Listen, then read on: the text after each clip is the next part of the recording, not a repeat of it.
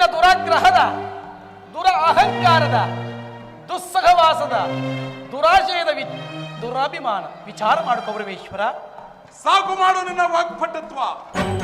ನಾನದನ್ನು ಮೊದಲೇ ಬಲ್ಲೆ. ಏನಂದೇ? ನಮ್ಮದು ದುರಾಗ್ರಹದ ದುರಹಂಕಾರದ ದುಸ್ಸಹವಾಸದ ದುರಾಶಯದ ದುರಾಭಿಮಾನ. ಆಗಲ್ಲ ಕೇಳು. ಭರತ ಕಂಡವ ಜಯಿಸಿ ಹರುಷದಿ ಗುರುಕುಲವ ಪಾಲಿಸುತ್ತಿರುವ ಎನಗದ